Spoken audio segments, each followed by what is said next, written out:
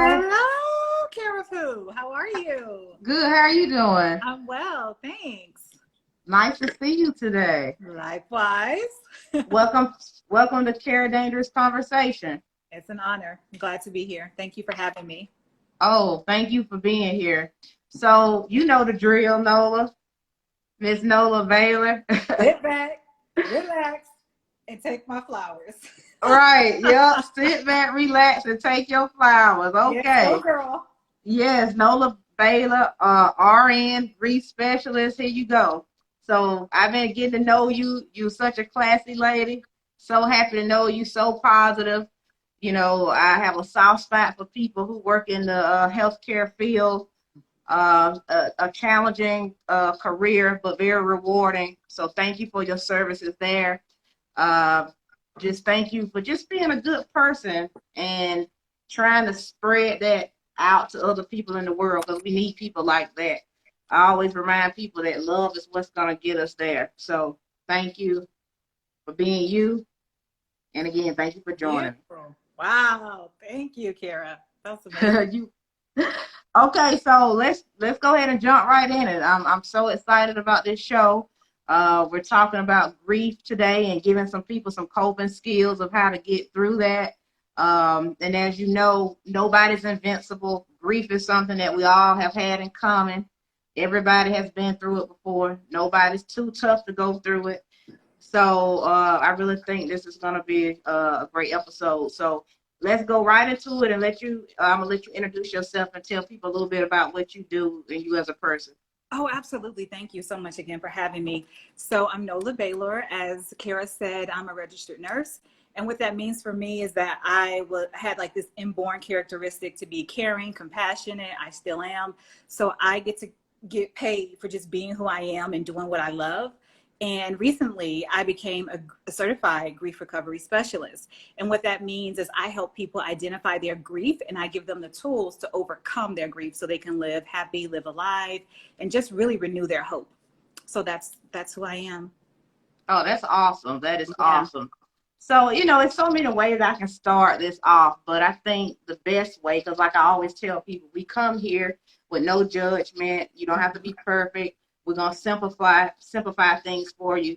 Tell people, let's go over exactly what grief, what mourning is exactly. Oh gosh, yes, this is really good. So I like starting there with the education of grief. So grief is really just an acute change in the emotional state that we're in based off of circumstances that are outside of our control, where we would have had a normal routine. Maybe now our routine is being disrupted, and that can bring on this uneasiness and this emotion, and that emotion has a name and it's called grief. So that's what grief is. So how can we exactly tell when somebody's grieving? Are there signs to it? I mean, I know it's kind of... I like that. That's a really good question. Because a lot of times when we have grief happens in a cycle, and there's 9 stages in the cycle of grief. So the first emotion that people normally have, and let's use like a scenario because I think that'll make it easier. Let's just say, let's use the pandemic. You know, all of a sudden, you know, we're out doing our things. We're going to work every day. We're planning our vacations, you know, and then there's this regulation that says, or these rules that say, hey, you can't maneuver in life as you typically would. The first emotion that's going to hit us is shock. Like, what is happening? Why is this disruption in my normal day process happening? So the first emotion that you may have is shock. Like, I can't believe this. You know, are you for real? However you respond to shock, that's typically the first emotion associated with grief. And then I'm going to draw it too out here for you. So we'll work through the processes because I think this is important. It's like getting over this miseducation of grief, because most people, even me, for a long time, I said, okay, no one died. I don't have grief. But let's talk about this ambiguous grief, where we have things or people that are still there, but we can't access them on the same level which we typically would. So we talked about the first stage, which is shock, and then we go through this emotion of anger, and we all know what it feels like to be angry. Like, man, this is inconveniencing. You know, who wants to go in the store with a mask? I can hardly breathe. So there's this irritability that we'll have. Again, we're talking about the emotions and those signals of grief. From there, The next one is sadness. So here we are. We got shock, we have anger, we have sadness. And sadness, I know for me during this time was, hey, I had planned this vacation for 4 years, have been planning this like my dream vacation. And then all of a sudden it couldn't happen because of the pandemic. And that made me sad. So I think sadness is a traditional emotion that we attach to grief, but truly we go through phases and cycles. These I want to focus on because most people, we go from shock, I can't believe this happened, to I'm angry that it happened, to I'm sad, and then we'll go back up to shock, and then anger and sadness, and then we're angry, and then we're sad, and then we're shocked again. But the goal is to get past this stage and move on to a stage of what we call facing the loss. All right, so but we'll stop there just because there's 9 emotions or cycles within the grief cycle. But just to answer your question, those emotions that we feel that are associated with being shocked, with being angry, or feeling sad, those are our grief signals and they deserve our attention. They're there to alarm us that something is going on and we must begin to address that emotion that we're feeling so that it does not overtake us and overconsume us. Because there's a lot. See, that's the part that I feel like a lot of people have problems with because, you know, I know that's probably, I can ask you this question, is there a healthy timetable to mourning? Because I hear a lot of people say, no, there's not a timetable. But as you know, if you don't do mourning in a sort of healthy way, there are all kind of risk factors to your health. The way that mourning can start to affect your body with stress and sickness. And, you know, stress makes sickness like anxiety, heart problems. It could make I have it written down here, make your blood pressure increase. And that can cause blood clots. I mean, it may seem like that's the extreme part of it, but there's actually something called intense grief, where it can alter your heart muscles so much that it causes what they call broken heart syndrome, a form of heart disease with the same symptoms as a heart attack. I can't remember the movie, but I know there was an old school movie back when the movies were black and white about that, where a black lady back in those days had a heartbreak from one of her children, something between her and her child's relationship, and she suffered from that heartbreak syndrome. So I don't know if you want to go further with that. That is a real thing. And what you said does happen. That's why you'll see people who may have been married for 56 years, their spouse dies, and then they die within a week, right? Because that grief, that emotion has now overtaken them. So that is a real thing. What happens when grief is mismanaged, it begins to manifest in our body, just like you said. So you'll see people suffer from things like high blood pressure, heart attacks, like you mentioned, uncompromised immune system. So grief isn't just something that's happening in our emotions, but it can happen throughout our body if we're not processing it daily. And then you brought up another point. I get so excited when I talk about grief. So let me know if I'm going too fast. But I just think it's such a necessary, like you're having the Kera Dangerous conversations. The conversation about grief is so necessary, right? Because it's really a preventative conversation. But what I was going to say is when we grieve, I think we should grieve daily. That doesn't mean that there's like a traumatic event daily. But what is the disappointment? You know, if you came down and said, you know, I didn't have my favorite chips this is how simple it can be, okay? I didn't have my favorite chips in the pantry and I'm frustrated. Just embracing that emotion and being like, oh, I'm frustrated, and move on, and not acting like it's not something, it's something that doesn't bother you. That's very minute. I get it. You know, that's what I was gonna say too, Nola.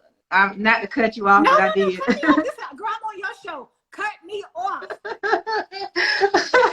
Look, I'm gonna cut you off, but we're gonna get back to you, okay? Yeah, I feel like when I was grieving, and I'm gonna bring this example up a lot, I lost my best friend from childhood about a year some change ago. And one of those things when I was grieving that I realized is that you have to tell yourself it's okay to grieve. And you know what I mean? I think just simply saying it's okay, that makes you not feel so in your head. and know that that's a natural thing to go through and there are steps to it, I think that will take so much off of your shoulders, just being easier on yourself. And that's the point. Like, we started with the chip bag because that's so simple. But sometimes we have to start simple and elevate up and move toward being okay with grieving the loss of individuals. Because I'll be honest, I was brought up in a very, very stoic home. So when we would go to the funeral, you were given the badge of honor if you were at the funeral and you didn't cry. So just learning to be able to engage your emotions about anything, for me, it was something that I had to relearn. But yes, when you're grieving, you have to give yourself permission. So wherever you need to start, giving yourself permission on whatever level, it's important that we start and say what you said, that it's okay. That it's okay.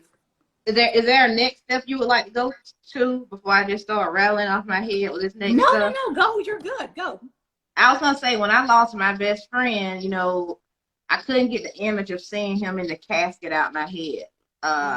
And I'm just a weird chick like that anyway. I kind of sometimes like to see the dead person because I think it helps me to just be able to cope with it. So I saw him there, and I guess, you know, I've had people who were close to me die before, but this was different for me. Because it was an intimate friendship, not intimate in a sexual way, but intimate as in closeness. And when I looked at him, he was so beautiful to me, even laying there. Wow. And I remember after we finished looking at him in the casket, I went back as they proceeded on with the services. And in my spirit, even though I was quiet when people could see me, in my spirit, I was screaming his name. I was screaming his name, and I kept saying, Kara, are you going to scream his name out loud so everybody can hear you? And I kept thinking about it, and I never did, but I just wanted to scream his name. I wanted him to know I was there. Wow. And that night, I just kept imagining him, and I kept thinking about on those first days of grieving, you know, what if we would have talked? You know, what would he have told me? What would I have said? And I know I'm jumping ahead here, but I just want to say, at the end of it, I realized that it takes two people in a relationship. So if you're out there and you're mourning someone who you feel like maybe you didn't get to say certain things to them, or you guys maybe had an argument or something like that, don't beat yourself up about it, because that's life. It takes two people for that relationship. So as much as I could have called him, he could have called me. And he's at peace now, and I have to grow to be at peace in that relationship. And it's a process. One day you'll cry, one day you'll laugh. Sometimes you can look at their pictures and you can smile. Other times you'll cry and look at the pictures. You know, grieving is a process, like we keep saying. And even when you get to that last step, which I almost feel like the last step is the first step, which is acceptance, you still, I almost forgot where I want to go. You just, once you accept that, you still gonna have those moments where they pop up in your head. Because even now, it's been over a year, and I'll think about something he said, and I'll laugh. And even if I can't talk to his family, because maybe their grieving process, and that's another thing, and I know I'm talking a lot, but sometimes when you're grieving somebody else's and someone else's family and you want to talk to them, they may be at a different level in the grieving process. They may not even want to talk about the person. So like with me, I want to talk about my friend. I want to keep him alive in a certain kind of way, but I realize that I can't always reach out to his family because maybe they don't want to hear it. I don't know if they do or don't. I'm just saying, sometimes you have to process stuff on your own and be okay with it and get yourself through it. And I think the way that I do it is by remembering those jokes we would tell to each other and laugh. And even if you just sit in the room, sometimes I just say his name because I want to hear it. And to me, that doesn't make you crazy. That just makes you, that's honoring your friend. That's right. And I can feel his spirit. Like, even when I'm doing these conversations, I know he's proud of me because that's the kind of friend he was. And when we say we can still feel people's spirit, that's how we keep it going, is we remember those good times. We remember the bad times, because you know, when a person passes, even the bad times make you laugh. But you be like, man, we didn't have to act like that. We didn't have to argue. You know what I mean? Like, Definitely. you know, so I'm going to let you talk now, but I just want to throw that out there. No, I mean, as a grief coach, you are making me very happy because you're right. You've gone through every cycle. Like, you hit that whole forgiveness piece. Like, there's an aspect of us that has to say, you know what, there's something I'm responsible for, but there's something that they were too responsible for. And I forgive myself for either being something that I should have been or I wasn't. So I think that's really healthy. And then you saying that, you know what, I've accepted that my friend, he's moved on. That's the whole facing the reality of the loss. And then once we face the reality, it's the final release. And then we move to that stage of acceptance. But I think, like you said, acceptance is kind of, I think the first step you mentioned maybe would be acceptance. I think acknowledgement is really like, that's what I like meant. Number one. Yeah. Because once we hit that acknowledgement, then we can address the shock, the anger, the sadness, and then we eventually want to move over to acceptance. And me hearing you talk about your friend and how you desire to honor him in his absence, that is what acceptance sounds like. It's like, I miss you. I can think of you. And when I think of you, I don't push those emotions down. I let them rise. And I remember the good times. And I also remember the bad. And that's what grieving is about. It's about just being able to embrace that emotion and not allowing sadness to overtake us. And let's be honest, if your relationship was healthy with the person who's deceased, they want you to get to that next level. Absolutely. I remember when I was younger and I would just bring up death with my family. And I used to say, I want y'all to be sad when I go. I want y'all to be crying. But now in my maturity, I'm like, no, I want y'all to go have a party. I want you to say, I miss Kera. But then I want you to go with whatever insurance money y'all get. I want y'all to ball out for me, baby. Do you hear me? I want y'all to ball out for me. I don't want you to hold your head down, because I got to bring God back in this, because when people understand their purpose, like I'm living my purpose by doing these conversations, when it's my time to go, Nola, I can be confident that I did the job that I needed to do, even if you died at a young age. And so I want my family to be happy, to rejoice that we had this time together. And I want them to be able to live, because that's the gift that God gave us, is to live life. And if we were supposed to do anything else but that, we wouldn't be here. We would just be with him wherever he is in heaven. We would be there. But we have a purpose here. So I just have to bring that into that, because that it took some maturity for me to turn that off and say, no, guys, I want you to live and live your best life. So to anybody out there that's suffering, you lost an uncle, a sister, a mother, a father, a dog, a cat, a friend, a lover, the way that you can honor them the most healthy way is to live your most honest, your most devoted life that you can. And I like that. And I think that's so important. And I think just to add to the list is sometimes we grieve. It's not just people, it's situations. It's those expectations, those I wish I would have, or those hopes or those dreams. And being able to come back to ourselves and just say, you know what, I have this level of disappointment I can overcome and I still can achieve. Because grief recovery really is about restoring our hope in our dreams and the beliefs within ourselves. So I agree with everything that you're saying. One thing that you mentioned earlier, you said, hey, I brought Nola on to give you guys some tools. So one way I can tell the people to like grieve, be it a individual that they lost or whatever their loss is to ask ourselves three things. What do I wish would have been more in a relationship, in a situation?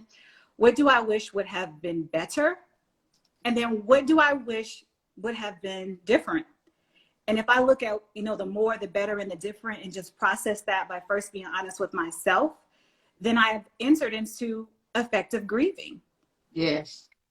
So can we ask you that, Kera, as it relates to your friend? Like, what do you wish would have been more related to your best friend? What do you wish would have been better?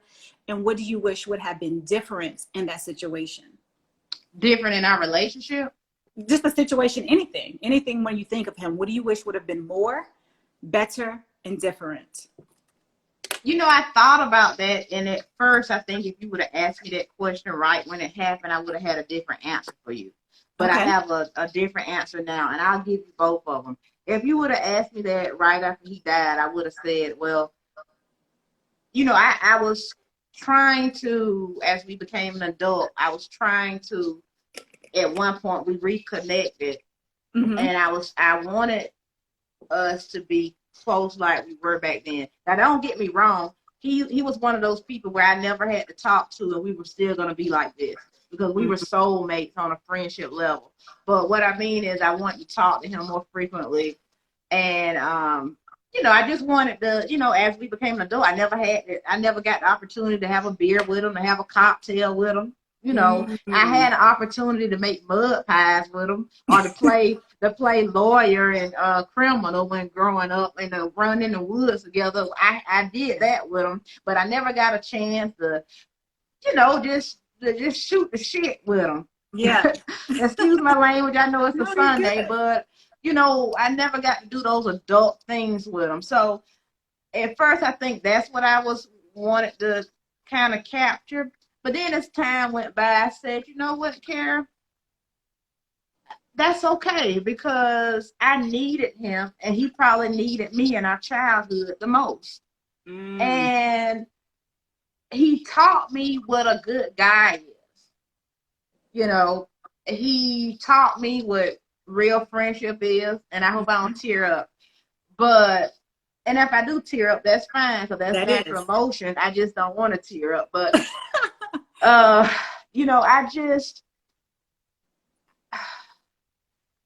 it's okay that we didn't get that, because we had other special moments. And now in my life, I have another guy friend who's close to me on the same level at this stage in my life. And I say it's amazing how God put people in our life for seasons. Oh, yeah. And my friend who died will be in my life forever, because his spirit is always with me. But I just mean, our relationship was at the perfect time. And the memory of him will carry me on for the rest of my life. And I even told my mother and my siblings, I said, when I die, I know I got a friend waiting somewhere good for me. I don't have to be afraid of the hereafter, because I got a friend there, and he experienced that first. And I know he's gonna be saying, "Come on, Jesus and God, they gonna be there too." But my friend gonna be like, "It's okay," So I don't know. I went on there, but if that answered your question.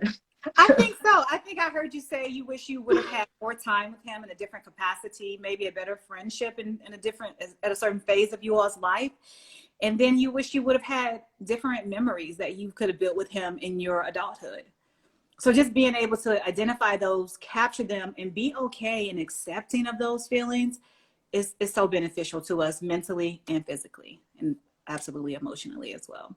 Well, Nola, I don't want to skip over this, because we basically talked about it, but I think depression and that hard stage of grieving is easier to say, oh, just feel better. But let's really get down to that dirty part of mourning that sucks. And let's give people some coping skills about how to really get out of that, or how to not necessarily even get out of it, but how to navigate through it when you're going through that.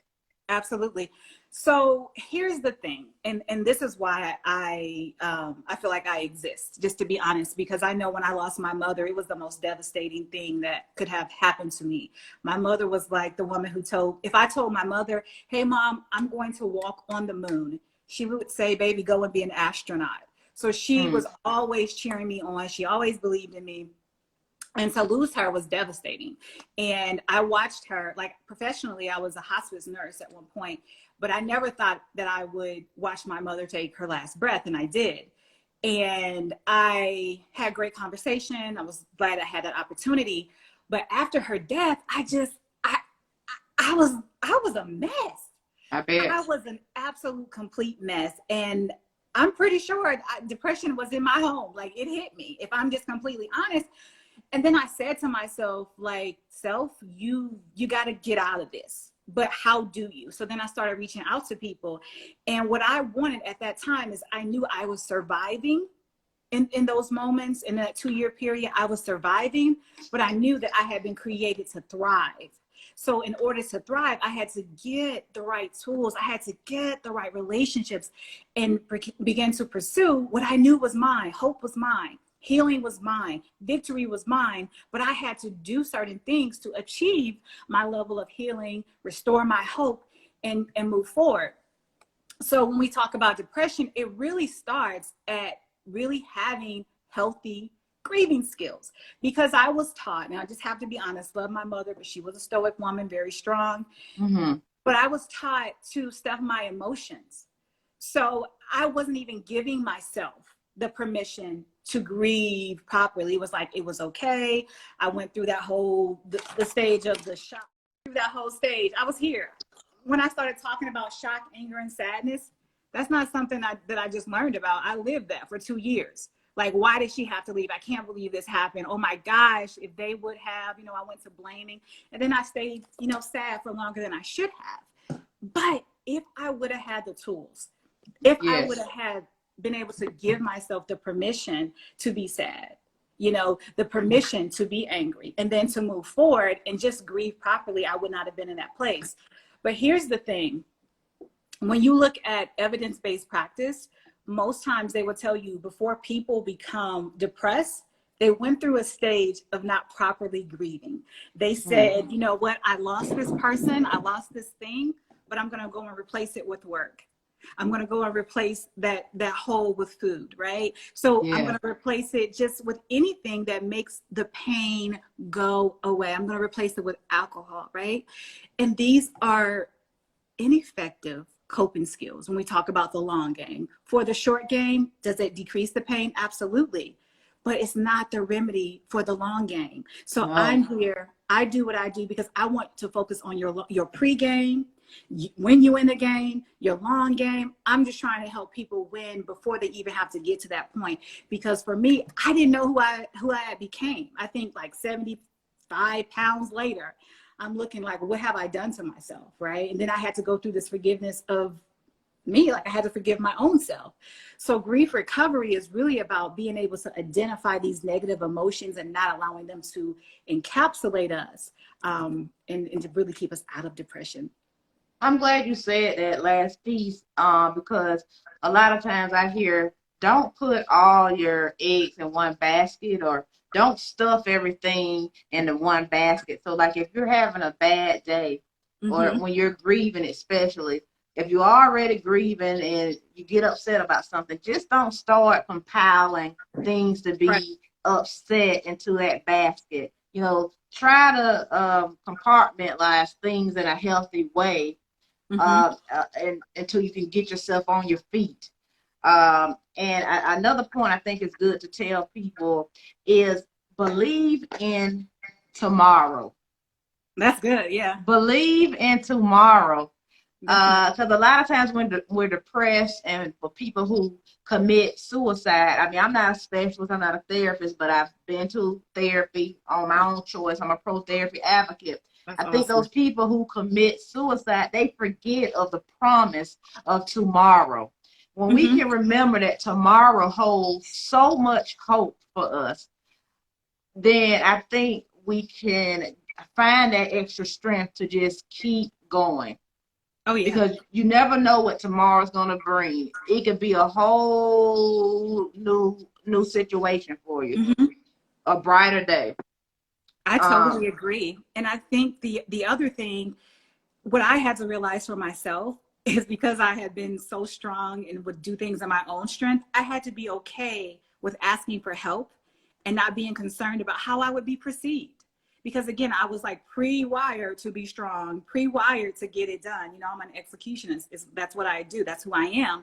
But there's okay to call that number, like you said, and execute that therapist to be on your schedule every Thursday at 2 p.m.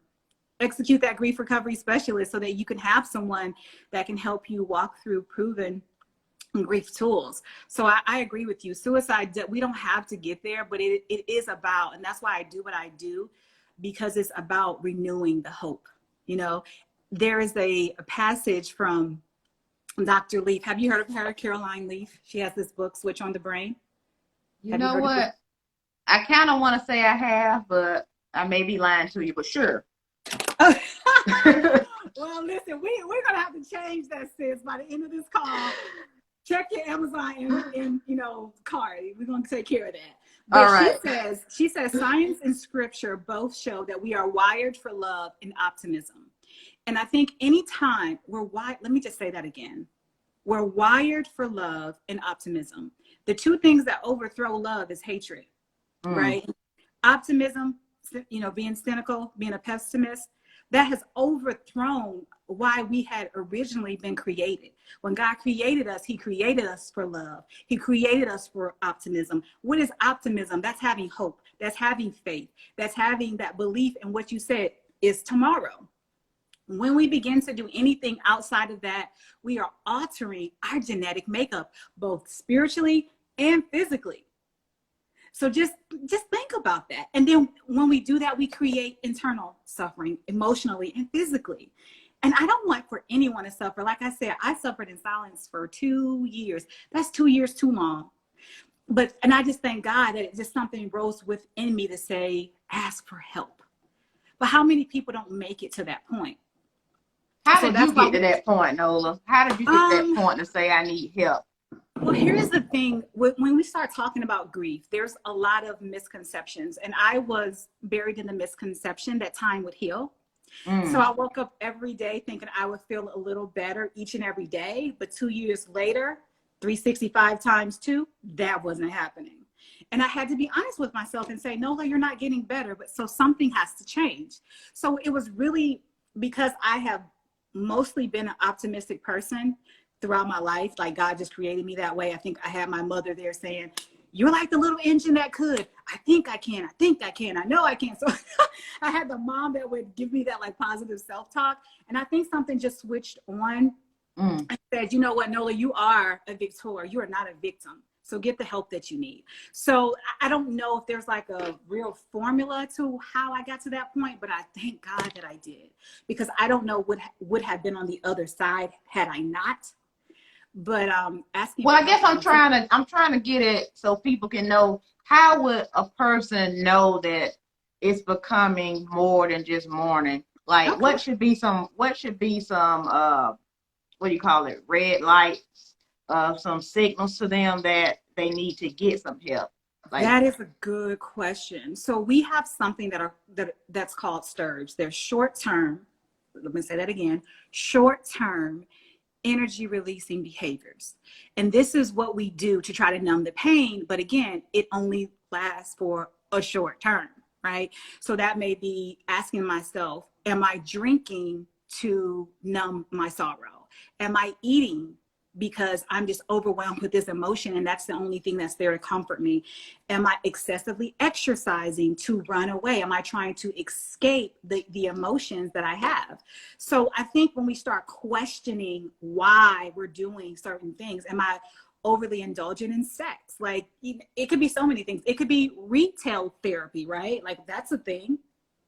Oh, I did want. Oh, go ahead. No, go ahead. Or just being a workaholic. Am I working because I'm trying to escape? So I guess when we look at activities that we're doing, asking ourselves then, why am I doing this activity? And is this activity associated with me running away from the reality that I don't want to face? That's how you know. And for me, like I said, I gained like 75 pounds. And I was like, look, this fool ain't doing it, boo. So I had to do something. I used to say when I was little, oh, mama, please don't get mad at me. Those pint ice creams that, like, what is it, Ben and Jerry? I used to look at my mom eating those, and I used to be like, man, how does she eat that whole carton? But now, that's easy to do. That was very easy. It's easy to eat that whole carton. So I get it. Like, you could fall into so many different habits that aren't healthy for you, and it's not gonna help you at the end of the day. So can I just share on that point of eating like excessively? Sure. So what I did, I'm going to tell you, this is grief on the other side, because okay, This is the recovery side. So I told you what it looked like when it was unhealthy, the excess of 75 pounds. This is what it's still grief, right? But it's what it looks like on the healthy side. So this is the month that my mother died. She died on August 25th. And so I went to the store and I knew that I wanted to feel just a little bit. And this is a tool too. This is an effective coping tool that you can use. I wanted to feel a little bit closer to her, just a little bit. So I went and purchased all the nostalgic candies that she loved, the sugar daddies, the nerds. I mean, I had like 10 different boxes of candy. And the Swedish fish, she loved those. I had everything. I just had an assortment of candies. It just made me think I was going to get a cavity looking at them. And I just laid them out. I purchased them. I brought them home. And no, I did not eat every container. I think I had maybe 3 Swedish fish. I said, oh, what did the sugar daddy taste like? Because I always would criticize her for liking them. Try that over different days. But I had it. And it would just sit out on my counter. And I would come downstairs and I would look at it. And I would think of her and think of how she loved these candies. And she would send me to the store as a girl to pick them up. But that was just me having a level of grief, but just embracing her presence, even in her absence. Does that make you see how that looks different? That does. Instead of becoming the person that, oh, I hate those candies, I won't eat them. You know what I mean? I'm not angry. I'm embracing and I've accepted her life. I can hear your mom when you gained the weight saying, "Don't blame me for this weight.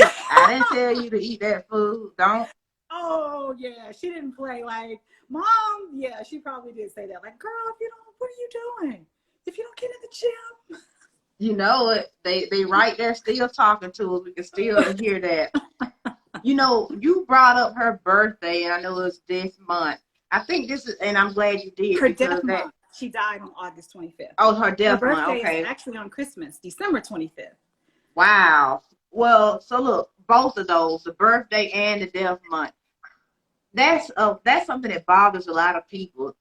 Their deceased loved ones' birthday, death month. If they were married to them, their anniversary. What's the best way to handle those days, in your opinion? Kind of do what I did with the candy. Bring out those, because the point of grief recovery is to be able to redefine and find the red lining in the one that we miss, in the one that we love. I don't like to say loved, because we still love them, even in their absence. So being able to just memorialize them in a way that brings up positivity and happy thoughts, and also in a way that I think would make them proud. Like for me, my mom would just be like, "You are so silly." She used to call me sweetie. She would be like, "Sweetie, you're not going to eat all those candies." So just being able to celebrate them in a way that's reflective of a healthy relationship or healthy components of the relationship that you had together, because I think that's just easier on your mind, your body, and your emotions. So that's what I would recommend. Absolutely. And let me tell you practically too, like, so what we've been doing, my brothers and I, just kind of working up to this date, is we've been texting back and forth all the sayings that my mom would have, such as, "The early bird gets the worm," or, "I'm not fattening up no frog for a steak." I'm from the South, so we say ain't no's and that ain't and this and, So anything that she would say, we had just been texting. And I tell you, as we were doing that back and forth, it's like memories start to be recovered, like things that I didn't even remember, but just because I was in thought of her and remembrance, they would resurface. And it brought me joy, if I'm just completely honest. So there is a way to grieve effectively and still have joy after grief, to have hope after grief, and to have a vision for our lives after grief. Because we as people are designed to be resilient. So even after loss, there's victory. Even after defeat, if there is ever a defeat, there's still victory. We're still victorious. So being able to live those victorious lives, like you said, and make those people proud and honor them, man, that's what it's all about. But I just want to say, off of what you just said, what did I put down here?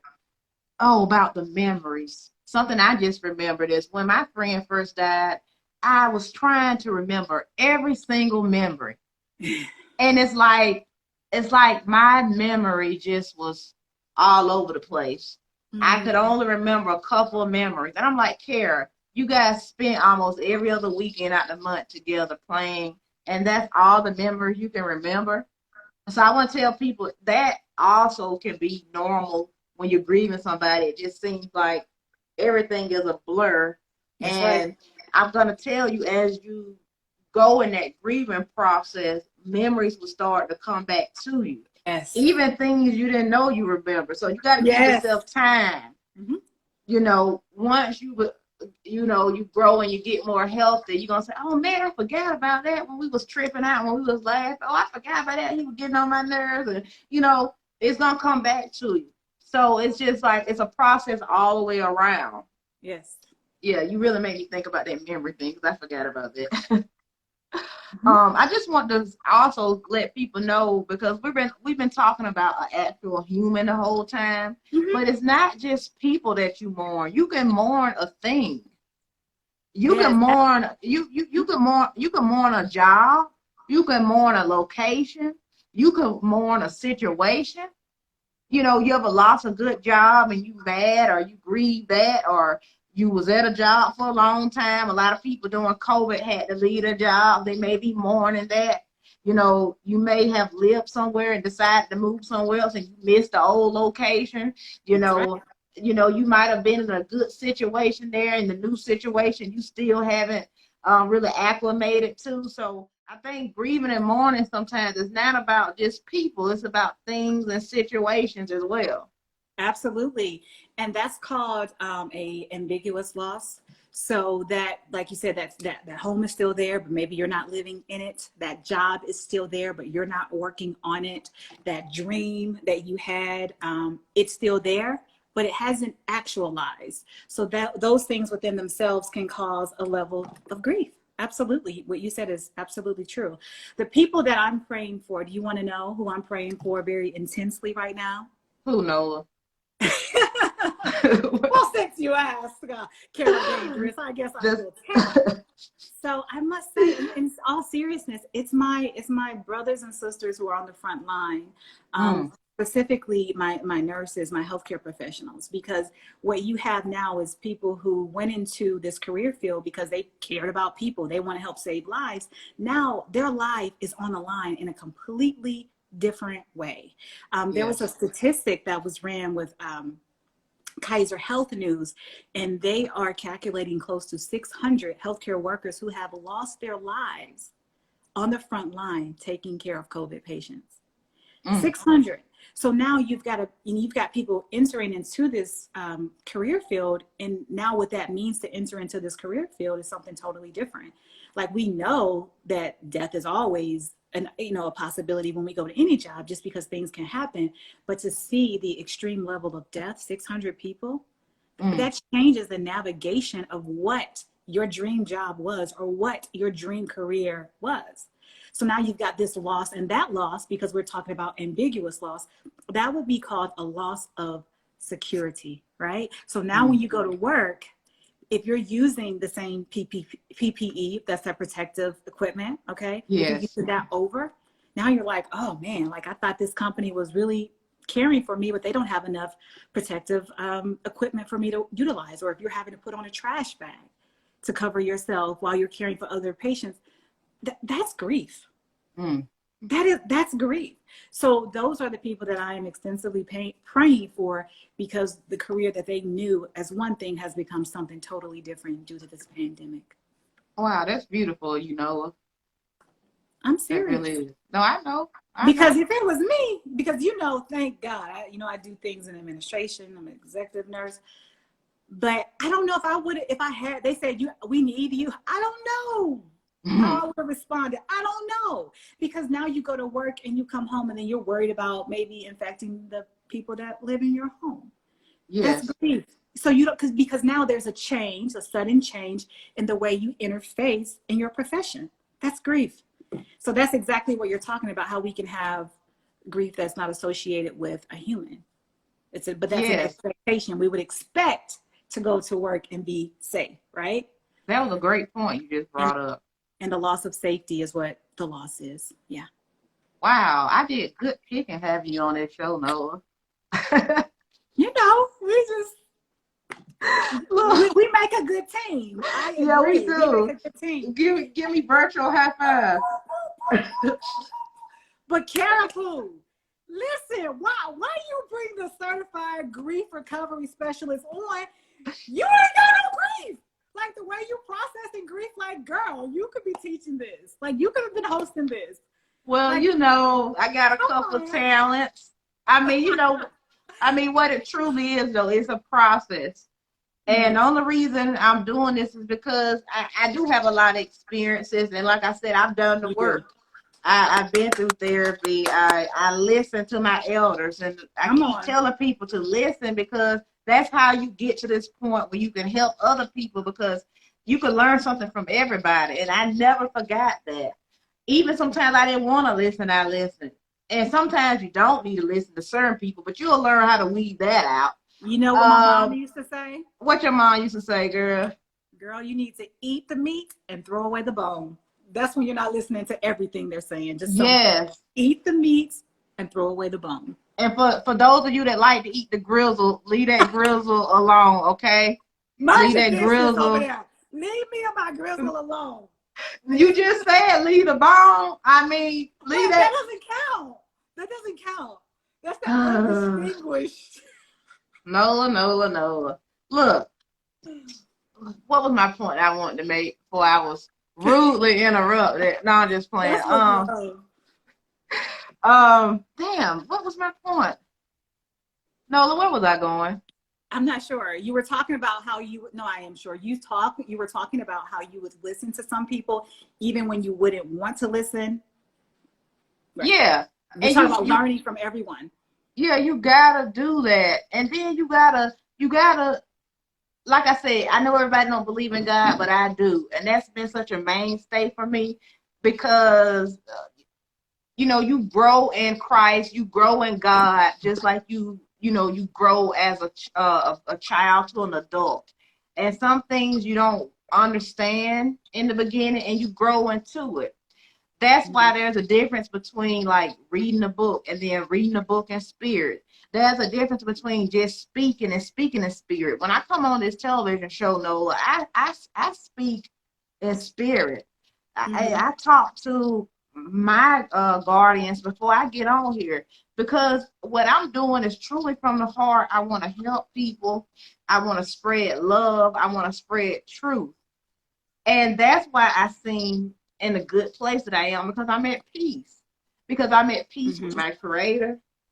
I'm self-efficient. I'm loving myself in such a way where I'm just happy. Despite any pains that I may have, I'm just in a good place. And I heard somebody say when you give, you receive double fold. Is that how it goes? Tenfold by giving. And you don't give so that you can receive, but when you give humbly and from the heart, you will receive so much more rewards and so much more. You will benefit so much more. And that's the spot in my life that I'm in. I want to be around positive people. I try to learn how to control the way I act because us Black people especially, we have so many triggers out there that are trying to get us to react in a way where we're going to get put in jail, where they're going to be able to shoot us, where they can say, well, she was acting belligerent, so we had to shoot her. So I've just been working on controlling my emotions, getting a hold of them, not letting anybody get the best of me, being in control of that. And that's what you're seeing, Nola. You're seeing a Kera that's at peace with herself. You're seeing a Kera that just feels good because I know who my creator is. And I know that the good guy in my movie, in this movie, is going to win. Yeah. And that's what a true victorious mindset is all about. And that's what I say with my grief recovery. It's about me teaching people how to grieve their losses, grow past their pain, and recover a life of victory. And that's what you've recovered because you did what? You did the work. And whenever I meet with my clients, I tell them, I'm not here to work behind you or in front of you. I'm here to work beside you. That's what a coach does. But there is work that you must do. You've got to pick up that ball. You've got to dribble it. You've got to go down the court. You've got to face that loss. You're going to have to face that grief. And I just give them the safe space and also the tools to do that. And I think it's so important that we're doing that and doing it daily so that we don't slip into an uncompromising situation where we're angry and then we're reactive. Well, Nola, have we butted this thing up? Because I want you to make sure you hit Yes, that ma'am. last point of acceptance when you're grieving. And I just want to share something real quick before you get on it. I've accepted my friend's death. I don't think it took me a long time to do it, but I think in the beginning of weeks and a couple of months in, it felt real, but it didn't feel real. And I think that's a lot of people experience that where it doesn't feel quite real. Now his death feels real, but it's not in a sad way. I feel that we're both at peace.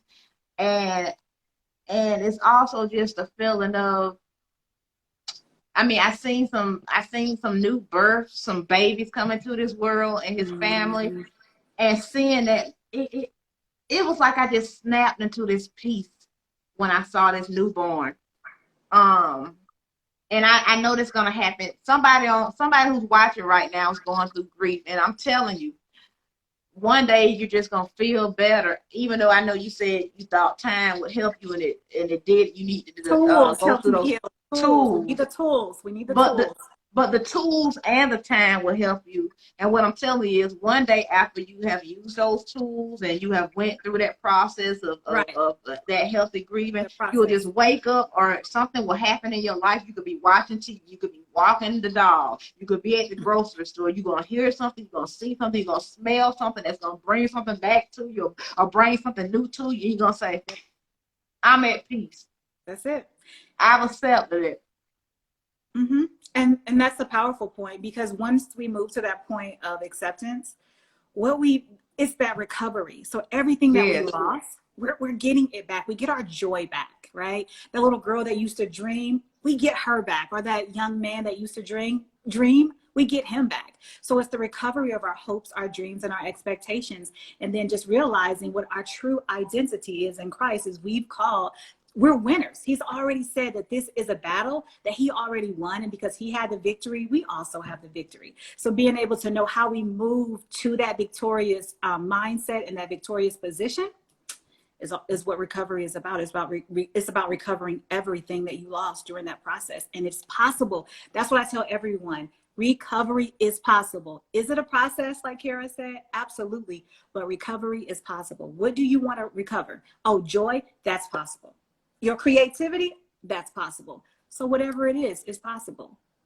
Your smile, because there's somebody out there that's still frowning. And sometimes when you're depressed, I remember I was depressed a couple of times and I would put pictures of myself down. Sometimes you don't even want to look at yourself. But one day I'm telling y'all, that smile is going to come back. You keep doing the work. Find your support system. If you don't have nobody in your life, you're going to have to pick up your pants, put your big girl, big boy drawers on, and you're going to have to say, I'm going to make it through this no matter what, because your mental, your physical health is on you. That's what I've been telling y'all. It don't matter if you're the only person standing in that house. You got to keep you going, because you are responsible for you. No matter if your mama or your dad ain't did right by you, you got to do right on you. And the reason that I'm shouting is because I want people to understand this is something my mom embedded in me. When you don't got nobody around, if they put you in solitary right now, the coldest place in the jail to be, when you're caged up, you're barred up, when you ain't got no window to see no sunlight, you're going to have to find that light that's in here.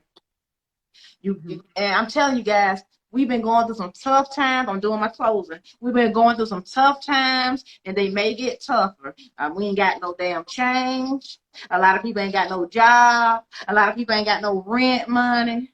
A lot of things are looking bleak. Yes, seriously. Okay, so you're gonna have to get to a point where your mental is strong. I keep telling y'all, we're in a spiritual warfare. It never stops. We're in a spiritual warfare. Whether y'all want to believe it or not, it's gonna go on without you being a believer or not. But I'm gonna tell you, on the end of it, you're gonna believe it, because you ain't gonna have no choice but to believe it. But I don't want y'all to be late on it. That doesn't mean you got to be a perfect person to come to God. That just means you need to have some understanding. Start building that personal relationship with Him. The reason I'm going in on you about this is because that helps with grieving when you understand these things. So never give up. Remember, there's hope in tomorrow. Build your faith. Work on your mental. Work on your physical. If you got to walk every day, every other day, if you got to listen to some gospel, if you got to listen to some hip hop, some jazz, do what you got to do. If you got to call a friend, if you got to call your grandma, if you got to get you an animal to help boost you up, do what you got to do to maintain your healthy outlook on life. Is every day in my life a good day for me, Nola? No, it's not. I've been in pain almost every day. A lot of people don't even know that. But you know what I keep doing? I keep hoping that tomorrow I'm going to feel better than I did the previous day. And I have to thank God for waking me up every single day, to give me another day, to give me another chance to keep working at it. That's right. That's what I got to do. That is what you got to do. Have resilience. So, Miss Nola Baylor, I thank you so much for being a guest. We got 25 seconds to go, sweetheart. You were beautiful. Thank you all. You can recover. That's what I want them to know. You can recover. Just like. And I want y'all to know, I'm going to post a special tribute song for my best friend who died later on Instagram today, called Another Day. I'm posting a special track about my best friend who died. You guys check it out. Subscribe to YouTube. Thank you. See y'all again.